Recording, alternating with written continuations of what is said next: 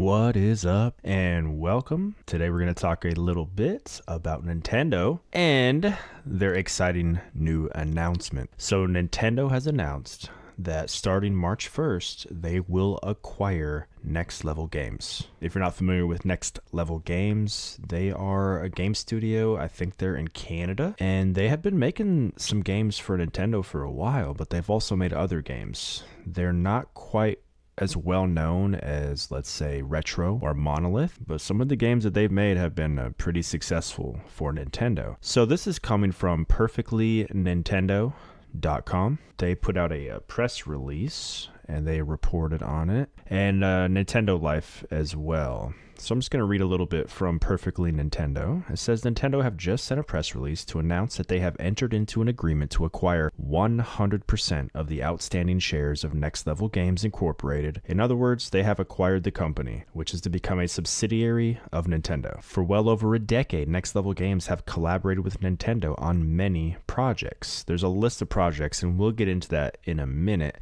And then we'll talk about some of the games that they also made for other systems. This acquisition does not really come as a surprise, even though it's highly unusual for Nintendo to outright purchase a game development company, as they prefer partnerships like those with Koei Tecmo or Platinum Games. Back in 2014, Next Level Games had already announced their intent to work exclusively with Nintendo moving forward, and this acquisition is but the next logical step for the two companies. According to Nintendo, and this is still Perfectly Nintendo, I'm reading this acquisition serves two main purposes: secure the availability of Next Level Games development resources, including development expertise, and facilitate an anticipated improvement in development speed and quality by enabling closer communication and exchange of staff with the next development team. So what's exciting me about this, in my opinion, number one, is I'm super amped for this. Next Level Games, they've made some of my favorite games on Nintendo systems. They're just fun. And I'll go ahead and list out what they've made. Starting with their third-party stuff here, they've made NHL Hits Pro in 2003, Spider-Man Friend or Foe, Ticket to Ride, Jungle Speed, Transformers Cybertron Adventures, Tom Clancy's Ghost Recon, Captain America Super Soldier. I mean, they've made some games that were, I think, pretty mediocre licensed games for I guess, as a third party for all the platforms. But now let's read out the games that they've made for Nintendo. In 2005, they made Super Mario Strikers, which was really cool. I mean, I thought that was a really cool game back then. And for a company that was just started in 2002 to allow them to be handed, the ability to make games for Nintendo with their characters was pretty big. Now, at that time, the GameCube era, back then, that's, Iwata took control of Nintendo. So you saw a lot of collaborations. EA was able to have some of the Nintendo characters in their games, and we got to see Namco make some games like Star Fox Assault, right? You got to see Sega with F-Zero. So it wasn't unheard of, but it seemed quite unheard of to have this brand new company. And here they were making Super Mario Strikers, which was a fun game. And then after that, they made Super Mario Strikers Charged for the Wii, which was an amazing game. And it actually did things that other games made by Nintendo didn't. Like, it had an online component, but before you even played against somebody else, it showed you their internet speed, basically, by like a ratings, and you could choose whether to play with them or not. And I wish Smash Brothers would have had that. They didn't have that. The great and powerful Sakurai didn't even do that, So next up, the next game they made for Nintendo was Punch-Out for the Wii.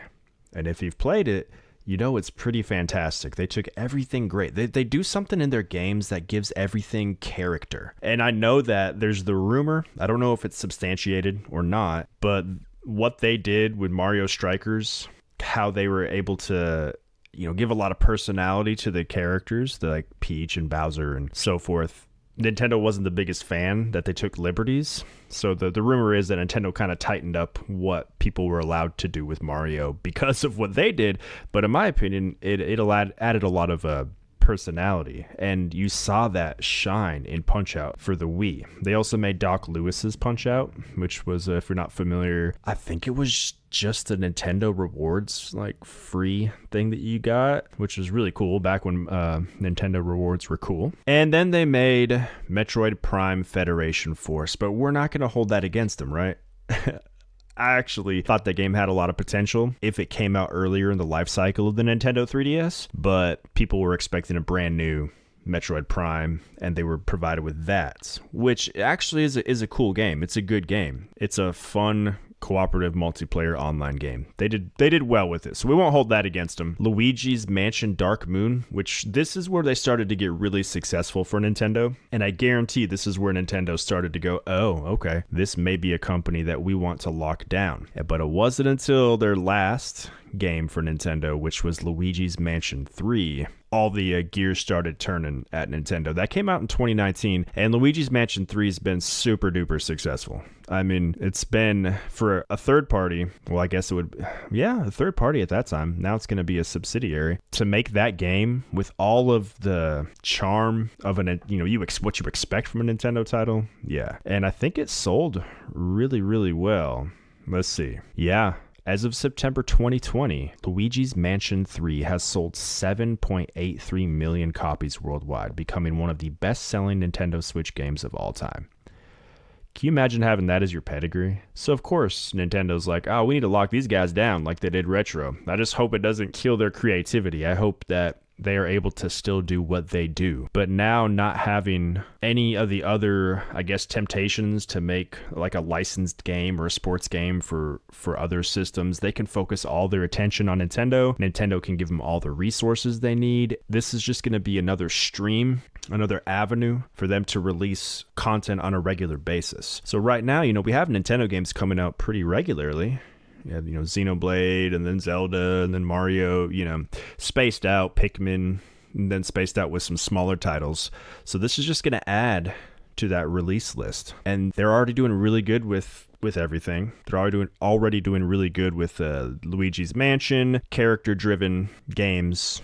So yeah, I'm really excited to see what they have planned for the future. I hope it's not just another Luigi's Mansion. I hope they're allowed to do some creative stuff. And I don't really want them to come out with anything of their own.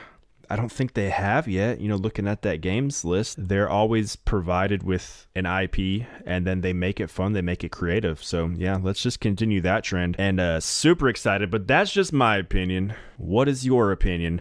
And remember, our opinions don't really matter.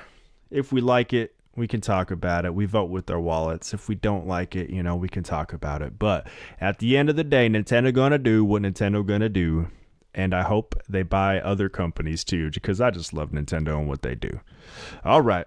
I think that's all I have to say about that. We'll see you next time.